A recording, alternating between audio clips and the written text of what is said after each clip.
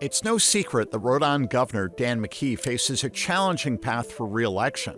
That road got even more complicated by the recently released forensic audit into what went wrong with the Washington Bridge. But McKee shows no interest in leaving the race. What motivates him to stay in the fight? How does he respond to the fallout from the report? And is he concerned that House Speaker Joe Shekarchi will jump into the race for governor? That's just some of what we talked about in this in-depth conversation. Governor Dan McKee, how are you?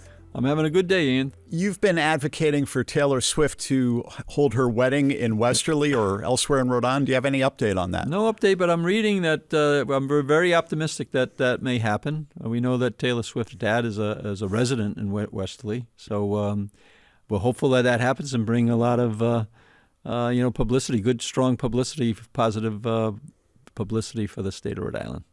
Let's get into a story that has gotten a lot of attention in Rhode Island in the last couple of days, the forensic audit into what went wrong with the Washington Bridge. At the first news conference after the emergency closing of the bridge in December 2023, you said the need to close the bridge could not have been anticipated. You acknowledged later that the damage was worse than initially expected. But does the forensic audit show that state officials should have known that this problem was developing? Well, I clearly, you couldn't tell that the thing would need to be closed at the time that I became governor, right? So, and it became obvious that we needed to close it. We made the right decision there, and I think that we kept people safe. As far as the report goes, I'm not going to get into the details of things that happened prior to when I became governor. There's a lawsuit there. I think anybody who's been involved with lawsuits, you got to make sure you're not speaking about that particular issue. But I can tell you, going forward, we thought that the thing was going to be able to be repaired. That's what I was told. Found out it couldn't be repaired. So we made the announcement that we would build a new bridge. And since then, we've made significant amount of progress on putting a contractor in place, getting a time frame that is going to be, in the fall of 28. Putting the money in place. But part of what I talked about was, as we did the discovery and all the reports that we received, it made it very clear that I think that there was a legal case that we should pursue on behalf of the taxpayers in the state of Rhode Island, and that's what we're doing. The audit found that state officials should have known that these problems were developing that would require the closing of the bridge. Does that amount to a failure of state government in your view? Well, again, I'm not going to be talking about what happened prior to when I was that I was the governor. I can tell you that going forward, I'm pleased with the response that we've had, and I'm, and I know that everything is being done to keep people safe. We were able to get traffic flowing, there very quickly. That is still a problem, but yet we're not diverting traffic like they are in Maryland right now for an hour detour. And we also are making sure that we continue to keep people safe. That was my job there, to keep people safe. We're able to do that. And now the whole process going forward, since I've been in office, is to build a new bridge. And we have a contractor in place. We have the funding in place. And we're trying to minimize the major the impact that it's having on families' lives, right? People on the transportation. You mentioned the state's lawsuit. That lawsuit is not expected to go to court until late 2027, more than a year after the next election for governor. So the details from the lawsuit, if this timetable holds up, will not become publicly known until after the election for governor. Why should voters not have that information before they go to the ballot box next year? Well, the reason is because we're trying to recover as much money, much that we can to support the taxpayers. So the work that I'm doing, I'm proud of the work that we're doing, and transitioning into what we've calculated as a legitimate lawsuit. The courts have actually upheld that because defendants tried to get that discarded, dismissed. The court said no. So it's going to take time. The legal process takes time.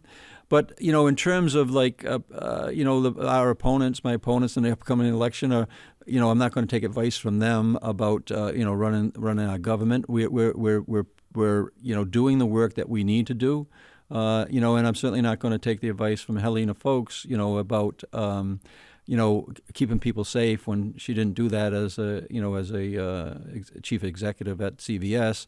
And that's really who's kind of trying to politicize this issue. We're trying to do the work and making sure that people are safe, making sure we rebuild the bridge professionally. We're doing that, have the money in place to get the work done so the taxpayers are not impacted, and then pursue this legal case. And I think it's clearly worth it. I think we made the right decision to do that. The Attorney General said the same thing, today, and mentioned that there was this this pushback politically that we hid something from the public, and the Attorney General said today that neither his office nor my office or me personally hid anything. It's a process that we have to go through, and we're going to go through it. But you had backtracked on the release of the forensic audit, and it was held from the people of Rhode Island for more than a year. Why did that happen? It happened because the attorneys that were leading the case and then leading into the Attorney General's involvement made it very clear that they did not want that report made public because it could impact the integrity of the case that they're building, that we are looking to recover dollars for things that we believe that there's liability for with the contractors that did work on the bridge, that did reports as well. And so that's the reason why. And look, I'm taking advice from our attorneys. If I wouldn't take advice from the attorneys, and it was very strong advice, by the way, it wasn't like, I think you should or shouldn't. It was, don't do it, because it could impact our case. And so my job as governor is not to deal with the politics that are involved, which kind of surface. My job as the governor is to do right by behalf of the people who live in the state of Rhode Island, and recovery of substantial amount of dollars, the potential of doing that helps protect the taxpayers. Substantial amounts of dollars. Are we talking tens of millions, hundreds of millions? What's your ballpark for the best case scenario under the lawsuit? Yeah, so I'm not going to take a guess on that, but I can tell you that it's a legitimate case. The court said it's a legitimate case. They didn't dismiss it. The attorneys that I brought on, and then eventually the Attorney General's office partnered with, are on a contingency basis, so the out-of-pocket expense for the state is minimal. And unless there's a recovery, the attorneys are not going to get compensated. So that's why it gives me a lot of confidence that we've made the right decision and we have a case that's worth pursuing on behalf of the taxpayers in Rhode Island. Some people say it would be better to prioritize the public's right to know rather than a potential financial settlement. Why do you think it's more important to get a financial settlement than emphasizing releasing more information right now? Well, I think that people are really pushing that. The Republican Party is, the Helena Folks' campaign. I'm not going to listen to their advice when I'm here to, really represent the best interest of the people in the state of Rhode Island. I'm confident that I made the right decision. I think that every decision I make, Ian, is certainly opened up to, pushback. But I think that in the end, what's going to happen here is, one, we kept people safe when I made the decision to shut down the bridge. And then we're building a new bridge. Shortly at the end of this year, all the demolition is going to be completed above ground and below water. So I hope that the public sees the whole thing and not look at one thing in a vacuum. They should be looking at, I hope they're looking at the work that we're doing to make sure that we provide a bridge that's going to outlast our lifetimes. And they look at everything that we're doing and not isolate it down to one issue, like the political issue that my opponents are kind of pushing on. Traffic still backs up on 195 East, even if it clears within a relatively reasonable amount of time. What is your message to Rhode Islanders who are very frustrated that traffic remains considerably worse than before the shutdown of the bridge? Yeah, you're right. The traffic coming, especially at the end of the day, coming east, gets backed up on 95. What I've done is I put up signs and thanking people for their patience as we build a new bridge, and we're doing everything we can to keep the traffic flowing as safely and quickly as we possibly can. One of the things that's happened is our accidents are down significantly with the supervision that we're giving with our state police there, the tow trucks that are there, and then the way that we were able to get 3 lanes going in each direction. But we know there are times when the traffic gets back up, especially during accidents. I would travel 295 today, and there was backups going in each direction. So we know that part of what it takes when you do infrastructure projects, whether you're doing a sewer line on your main street in your hometown or whether you're doing a water line on where you live, it's disruptive, and this is no different. And so I'm sorry for what people are going through, but there was really no choice in terms of how we're doing it. So we're thanking people for their patience, and we're doing everything we can to reduce that aggravation that we know that they're going through. One more question on the bridge before we move on. You've been familiar with the findings of the forensic audit for more than a year. Did those findings shake your faith in RIDOT Director Peter Alviti at all? And if not, why not? Well, again, I'm not going to litigate the case, things that are involved in the case, and clearly anything that has to do with the state involvement over decades is part of the case. And I'm going to repeat, I'm not going to take advice from the people who are, pushing hard on that to actually how to run the government. I hold everybody accountable for the work that's getting done during the time that I've been here. Our infrastructure has improved significantly. Every blue bridge is a new bridge. And so when people travel, I want them to see that the infrastructure, actually, we've moved up 7 spots on a national infrastructure. So we know work is getting done. And again, we're not going to have a campaign, Helena folks kind of giving us advice on how to keep people safe when she didn't keep people safe when she headed up CVS. If we set the clock back to before the closing of the bridge in December 2023, what was the biggest challenge you faced in your life up to that point? Well, clearly it was COVID, right? Because I came in the middle of the COVID as then Governor Raimondo became Secretary of Commerce nationally, and came in a place where we had one of the lowest vaccination rates, one of the highest death rates in the country. We didn't have plans to reopen the schools fully. We didn't have plans to reopen the economy.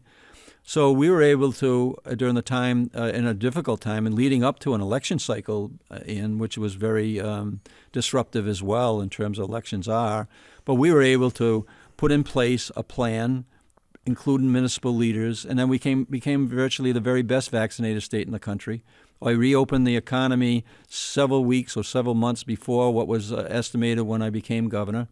And then now we're in a situation where the schools have recovered in a significant way. I've set goals in our Learn 365 plan, which was planted during that time frame as well. So the biggest leadership issue that I had to really work was the COVID, and I consider that that really put a lot of people's health at risk. That put a lot of people's safety at risk. And when I came in to office, that had to be addressed.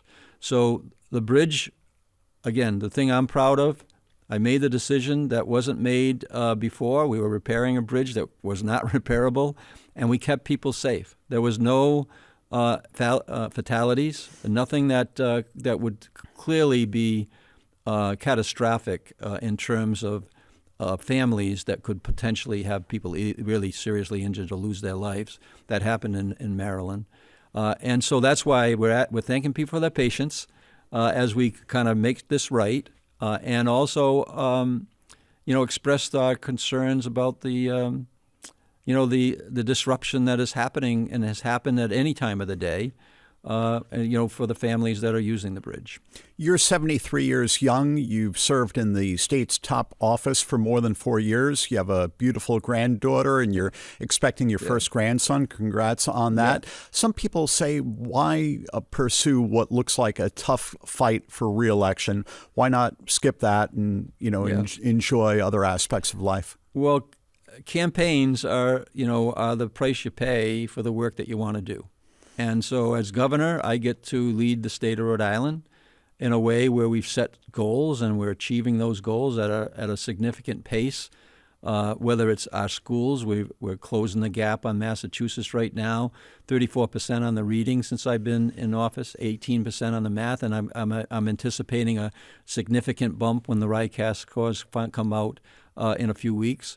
And then raising people's incomes. We're doing that every day. And so in Quonset alone, the per capita income has increased as we've increased over 36,000 new private sector jobs since I've been governor. I think that people are not aware of that. But in Quonset alone, the per capita income there is raised from the mid-60s to the mid-70s.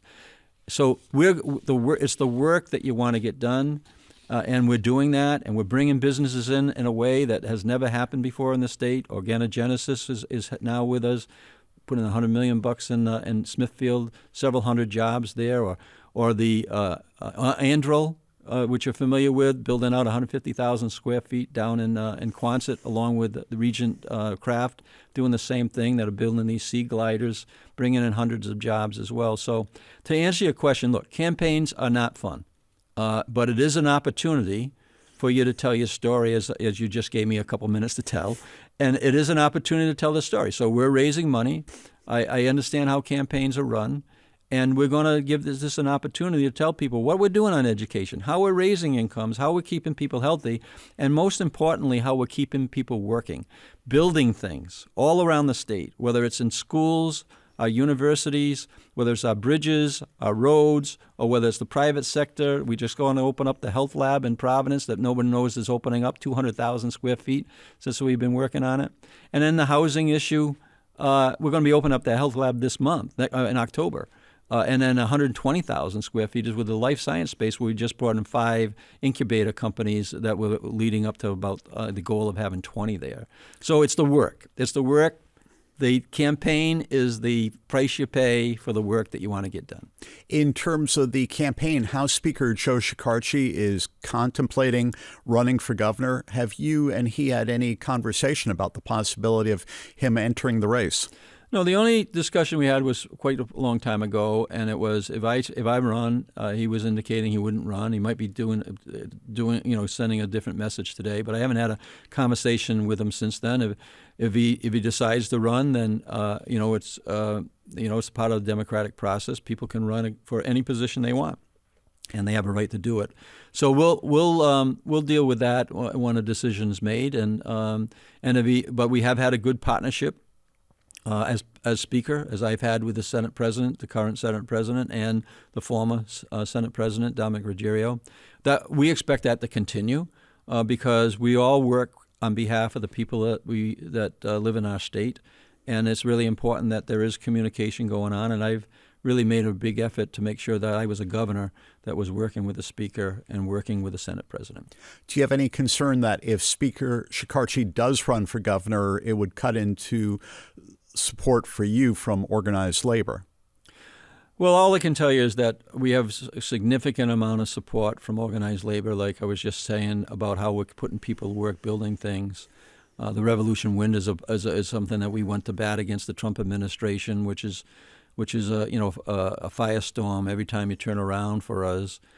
So I'll let labor speak for themselves, but I do know that I have a very strong relationship with them, and rightfully so. We're putting people to work, building things all around the state of Rhode Island, and a lot of it's prevailing wage. The Amazon building in Johnston, over 3 million square feet. I think it was one of the first, if not the first, prevailing wage jobs in an Amazon facility like that. So I believe that we put people to work at good paying jobs. That helps our economy.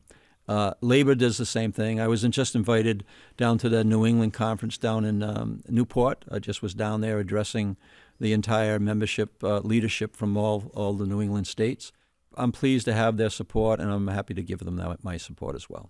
You still live in your native Cumberland. Mm-hmm. What was it that pushed you in the direction of making your first run for political office by pursuing the town council years ago? So that was on a friend of mine that was mayor and invited me to participate. I was there for 2 years, and then the banking crisis hit, and I had to take care of our businesses. So I left the office there, and I wasn't really planning on coming back in. And then I had another friend that ran for mayor, and he asked me to run townwide. And as I was freeing up from some of the business issues that we all dealt with, if you were in the banking crisis, that's one of the reasons that I understand small business, and I understand the impact of a COVID will have on the small business. It's actually from real life.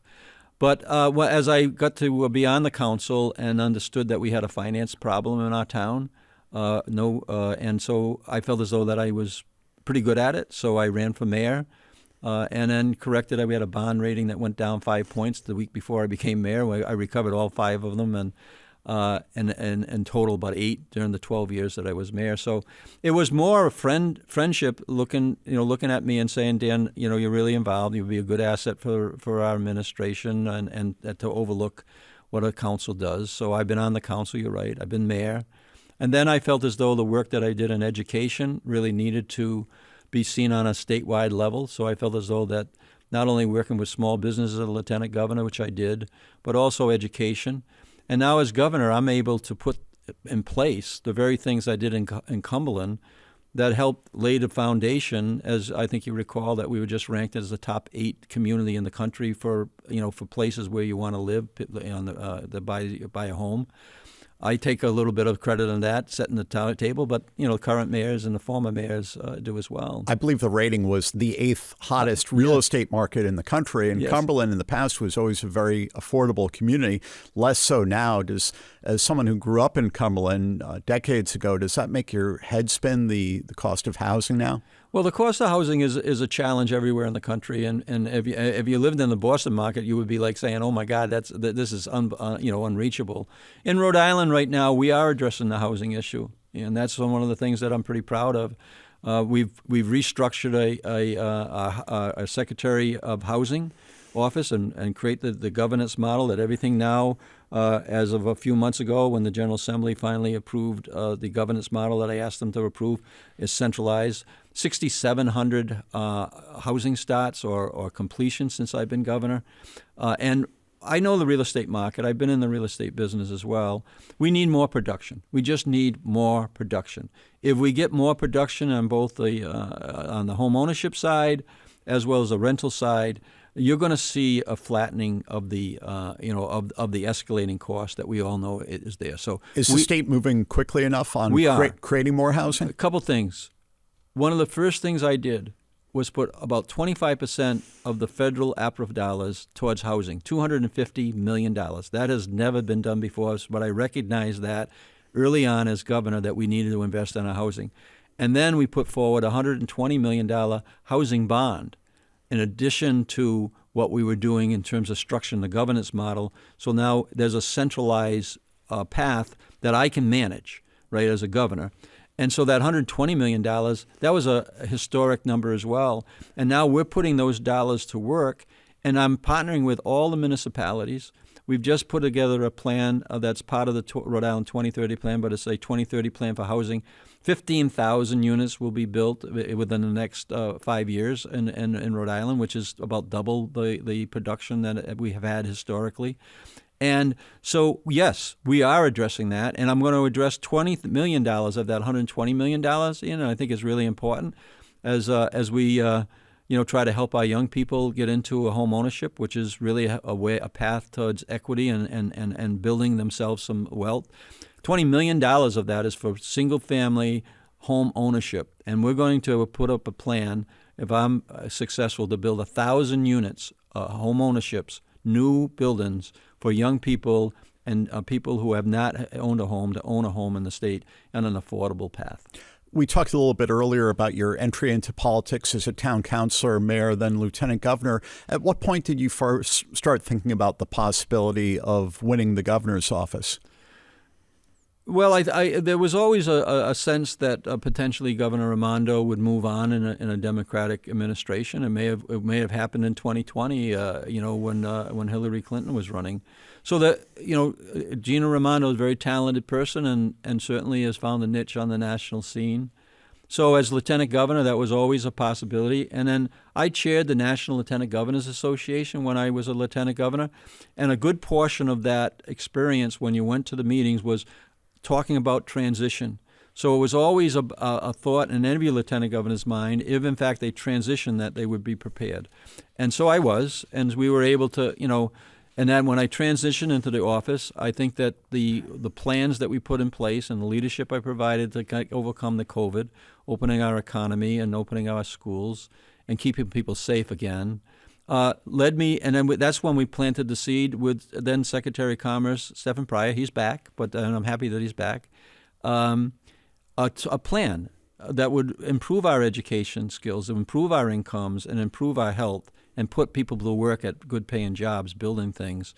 It's a good plan, and so that's what motivated me in a very contentious, campaign in 2022 to put out my my neck a little bit and get reelected. And I was happy, and I thank the voters in Rhode Island, not only in the primary, but overwhelmingly elected me in the general election. The state faces a number of judicial vacancies. The most controversial one is that of former Senate Majority Leader Michael McCaffrey of Warwick for a district court position. Some people point to his previous stances in the legislature on same-sex marriage and some related issues in questioning his suitability to be a judge. Do you support his nomination? So the way that we've handled it, and we've appointed a dozen or more judges since I've been in office, we interview every candidate that comes our way with an open mind. Certainly those are the questions that I would be asking former Senator McCaffrey, as well as I'm asking questions of all the candidates. I've just started the interview process with five prospects. So you're undecided at this point. I think I go into all the meetings undecided, but also I know that in the advice I get from Claire Richard, who's been in 5 administrations, and she's head of our legal counsel, along with our chief of staff Tony Afonso, who's been a municipal judge himself. We go into every interview, and then we kind of determine the quality that's there, and there's a great deal of quality, and we try to do our best to make sure anybody that we meet with the Senate President, and we'll meet with the Speaker and talk about all the candidates. And then my number one job is to make sure that we're putting really good, qualified people on the bench, because they're going to be there for years. And I think part of it is that we want to make sure that the selections that we make represent the map of Rhode Island, whether it's men or women, or whether it's minority or non-minority. We got to make sure that the mix there is, representative of the populations that they are the judges over. There's an anecdotal belief that when it comes to judicial selections, the governor gets one, the Speaker gets one, the Senate President gets one. Is that right? I haven't dealt with it that way. I think that what I do is, again, when I spoke earlier in this interview, I think that a relationship with the Speaker and the Senate President is really valuable for a governor. That has not always happened. We're still in good communications, and the number one goal, and I think that all of us share, is that we should be putting somebody in that seat that's going to be there for a long time, that represents and is a good, solid individual that knows the law and that has the ability to bring a little bit of kindness to the very difficult job, just like our good friend Judge Caprio did. Have you done enough to stand up to President Trump? Well, I think that, like I said, the headwinds that are coming from Washington are really problematic. And so on issues that have to do with speaking up about the money that he's taken away from education, speaking right now about especially the First Amendment right that came out, where it was free speech for him for certain people, but not other people. I've certainly been very vocal about that, and very vocal about militarizing our streets with other governors. So yes, I think that I'm understanding. I was at an event last night, and I had a young lady that came up to me and thanked me for taking certain positions, and she's very worried about that. I was at a coffee shop in Cumberland, where someone who has roots in another country, Guatemala, who's a citizen here, has just expressed her absolute fear that they live with. So clearly, we've pushed back on issues, whether it's ICE, whether it's putting military on the streets, and we'll cooperate where we need to cooperate. We pushed back very hard on Revolution Wind. I don't think that the messaging that got filtered back to the president was saying, "Oh my God, the governor is okay with what we just did, shutting down Revolution Wind, taking away our jobs, our economy, and quite frankly, hurting our Rhode Islanders in the pocketbook." So we're going to continue to speak out. We got headwinds coming our way right now, Ian. Look, there's going to be a government shutdown potentially, and that's going to impact thousands of people that work in the state of Rhode Island, and we're going to have to figure out a way to work our way through. I'm not into laying people off, putting people on the unemployment line. That's why I was so strong about Revolution Wind. We'll do the best we can to manage it, but we're going to certainly speak out about the issue that the government shutdown might be about, which is about not extending the premium tax credit on the ACA, the Affordable Care Act, which is going to impact people, thousands of people in the state of Rhode Island, and it's going to increase their health insurance. So we support the Democrats, our delegation, for speaking out right now. And if it takes a shutdown to protect our, certain benefits that we need in our state and we've earned in our state, then I'm happy to do it. When it comes to dollars, supporters of RIPTA last week staged a vigil to lament what they see as a lack of state support for the public agency and how service cuts have had to been made. What do you say to those who think the state has not done enough to support RIPTA and give it a better chance of becoming a more robust agency that provides an important service? Well, first of all, I support the public transportation. I believe that really we need a healthy one. You need one that's solvent, and that's what we're working on. That's why I had an efficiency study. I insisted that they do one, and they found out they had some problems. Right? They hadn't had a rate increase in 15 years, and they still haven't had one, which I'm fine with. But they certainly have to go to look at that. Ridership was down significantly, like 25% over the last decade, 3%. And just over year, the last year of comparison. So we got to make sure that there's a stable foundation on the finances. I think that they came to a good spot. I've clearly intervened to make sure that more dollars went in than it was passed by the General Assembly. But services have still have to been cut, and the General Assembly did add money for RIPTA. They put money in. And I recommended. Remember that they have a lot more money to deal with in May than I have in November when we prepare the budgets, right? So I sent them the message that they should be putting money in RIPTA. They should be putting money in primary care. They should be putting money in education, and they had about $70 million to do that. So they put it in, but remember, we expanded that because when they came back and said, hey, they got these really severe cuts and there would potentially loss of jobs, we put in and worked with the executive director there on a strategy that all the jobs were protected. The routes are in place. Yes, they've been reduced in some cases, but the routes are still in place. URI was happy the fact that we kept that in place. Rhode Island College was as well. CCRA was as well. I think they came to a very good spot. And now we need to continue to try to increase ridership, and we'll invest in that, and we're going to have to continue to look at ways that we can do that. Speaking of state spending, the Rhode Island Public Expenditure Council, a business-backed watchdog group, has raised concern about how the state budget has grown by billions of dollars over the last couple of years. Will your next budget proposal decrease the amount of state spending? Well, I certainly have been ringing the bell, right? And 2 years ago, I said, look, we need to have discipline in our budgets, and the budget that I present are balanced, and it comes back and expands the structural deficit. I don't have a line item veto. This year, the same thing, but I was very specific this year in my state of state. I says we're growing the economy at 3%, but we're spending at around 4.5%. I think those were the numbers. That is a math problem. I think that the General Assembly needs to know. The General Assembly has increased the amount of spending, but the trend line in your proposals has been up also. It's been up, but it's been balanced, and it's been in a situation where we know that we weren't growing the structural deficit. I got the state has, and I have to deal with it, a $325 million structural deficit right now that's coming into this budget, which is going to make it, again, very difficult to figure it out. I'm not really in favor of raising taxes. We may have to implement a tax on the millionaire issue. That's a possibility, but we need to make sure that we're as competitive as we can on everything we can be, and taxes is one of them. Yes, the budgets that I put in expanded certain programs, but it was done in a way that it didn't expand the structural deficit. When the budget came back to me this year, that's why I did not sign it, was that it again expanded the structural deficit. We need to be as disciplined as we can because the state can't continue the progress that we're having in the state right now unless we get our budgets under control. And then adding to that, like I said, the headwinds that come in from Washington right now going to have a serious impact on SNAP programs, Medicaid programs.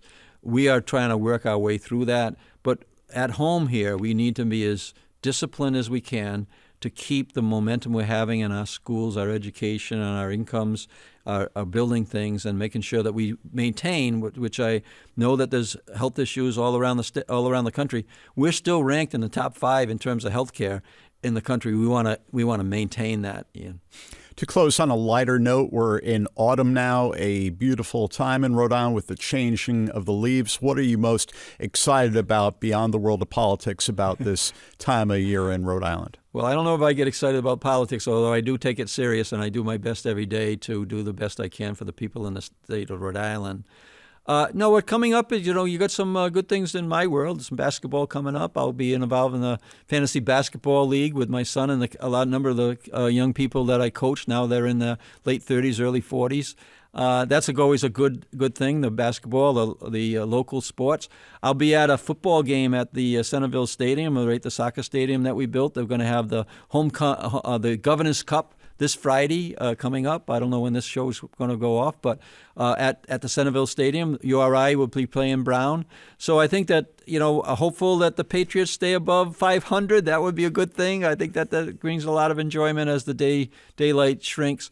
And I'm going to still try to make sure that we relax with the family, and I get out with not only my wife Susan, my daughter's going to be putting out her album shortly. That's certainly something to look forward to in her kind of a music career that she's very hopeful on. Is there a release date for Kara's album? Yeah, November 15th. She's going to be down at the United Theater right in Westerly. They have a Nashville North connection with the Bluebird Cafe, which Kara has had an open mic down there. And so she's very excited. She got into the studios down in Nashville, brought in some professional musicians, and the quality, what I'm being told, is really, really good. And then the other piece of a thing that we're looking forward to as a family, not only do we have Mabel James, who's heading to 3 years old in January, but we're expecting our grandson as well in November. So we'll be busy on family issues, and we all believe that the most important things are our friends and our family and our lives, and we can't lose sight of that